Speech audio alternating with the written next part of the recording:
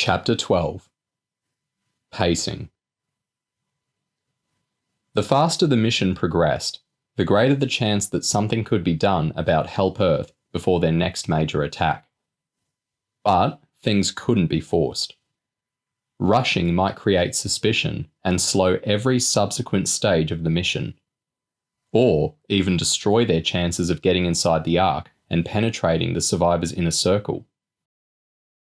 Over the following 2 days of school, James had a few conversations with Ruth and Adam.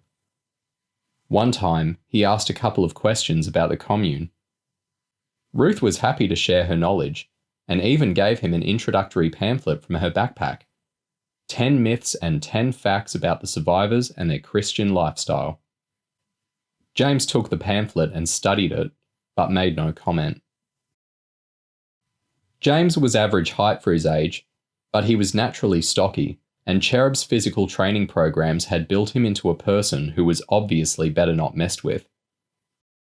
Even though he acted withdrawn, nobody had the stomach to give him any stick. Dana got a few hassles from boys hitting on her, but she'd had years of experience at telling them where they could stick their idea of a night on the beach. Lauren had a tougher time. There had been a mix-up about her age between Cherub and Acis, which had left the 11-year-old in a first-year class with 12 and 13-year-olds. By the time the mistake had been recognised, the paperwork for the Prince family's identity had all been sorted, and putting things right would have delayed the start of the mission by up to a week. Lauren was easily clever enough to cope with the schoolwork, but having pale skin and an English accent, combined with being smaller than most of her classmates, made her a target for constant verbal bullying and earned her the name Pommy Girl. The two main bullies were called Melanie and Chrissy. They both looked older than 13, with bums and breasts eager to escape their uniforms. On Friday morning, the two of them started on Lauren as she walked between the bicycle racks and her form room. They walked behind and kept slapping her backpack, knocking her off stride. "Leave off," Lauren said furiously. "Leave off," they mocked. They sat in a different part of the classroom during registration, but first lesson was maths, and they sat at the next table to Lauren. As the teacher handed out marked exercise books, Lauren set out her pencil case with her math stuff in it and put a chewy sweet in her mouth.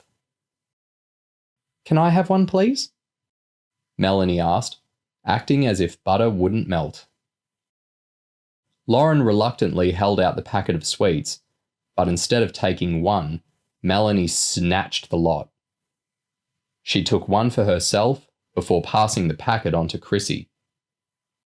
"Hey!" Lauren said angrily. As Melanie gave Lauren a look as if to say, "What you gonna do, titch?" Chrissy held the sweets out to a group of boys. "Pommy Girl's giving away her lollies." The boys grabbed the packet and passed them around until there were none left. The teacher noticed as he got back to the front of the classroom. "Excuse me, who gave you lot permission to eat in class?" "They're Lauren's, sir," Melanie said. The teacher tutted. "Lauren, I know you're new here, but kindly remember that we don't allow eating in class." As soon as the teacher turned back to face the blackboard, Melanie grinned and gave Lauren the finger. "Bitch," Lauren snarled. "Why don't you cry, Pommy Girl? Do you want me to punch your face in?" Melanie laughed. "You're too little. You're not even tall enough to punch me in the tits." Lauren was bursting with anger.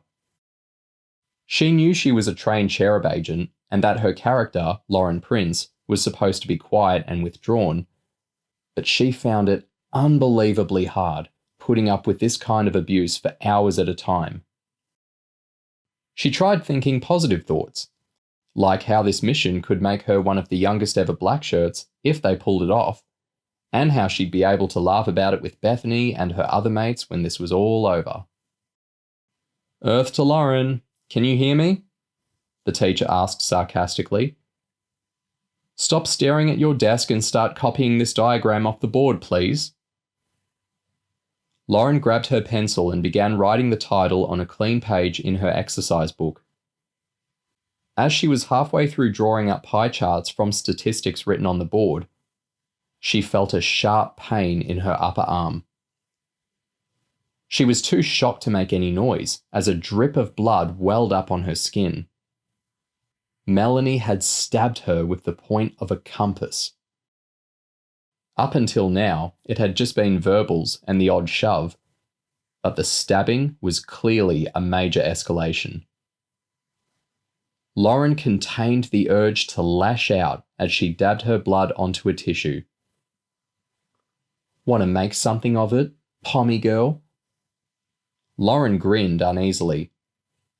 Her arm hurt, but she bit her lip and looked back at her exercise book. Concentrate on the mission. Pommy girl, Melanie whispered as she menacingly twirled the compass in her hand. Melanie lunged forward with the compass again, but this time Lauren was ready. She sprang up, knocking her chair backwards, and grabbed Melanie's wrist. She jerked Melanie forward and swung a punch with her free arm. The fist landed square on Melanie's lips with enough force to knock her sideways out of her chair and into Chrissy's lap. Satisfied now? Lauren said as she bunched her fists and defied Chrissy to stand up and get a taste for herself. Melanie's mouth was bleeding, and there were gasps and a few holy shits from her classmates. She started bawling as the teacher came charging between the desks towards them. Lauren let him push her backwards into her seat. What in the name of God is going on? The teacher shouted. I'm sick of her winding me up, Lauren screamed. She's been doing it since I got here, and I'm not having it anymore. Lauren sat back down in her plastic seat and started to sob. Part of it was put on, because you'd expect a girl in her first week at a new school to be upset when she got herself in serious trouble. But part of it was real. She'd acted out of character and was worried it might have harmed the mission. The deputy headmaster looked across his desk at Lauren. So, you say Melanie stabbed you with a compass and that she was bullying you, but why didn't you come and speak to your form tutor? A violent response was entirely inappropriate.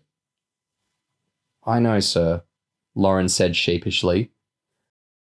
Melanie needed 4 stitches in her bottom lip. Under normal circumstances, your behaviour would have resulted in immediate suspension. However, I can see from the blood on your shirt that you were clearly provoked, and I believe Melanie and Chrissy had a history of exactly this sort of unpleasantness at their previous school. I think you'll benefit from speaking to one of our student counsellors. Lauren nodded. Okay, the deputy head smiled. Why don't we try to write this difficult first week off and you can make a fresh start on Monday? Lauren nodded. Thank you, sir. And just out of curiosity, where did you learn to throw a punch like that? My dad, Lauren lied. He was a karate champion when he was at uni. He taught all 3 of us from when we were little.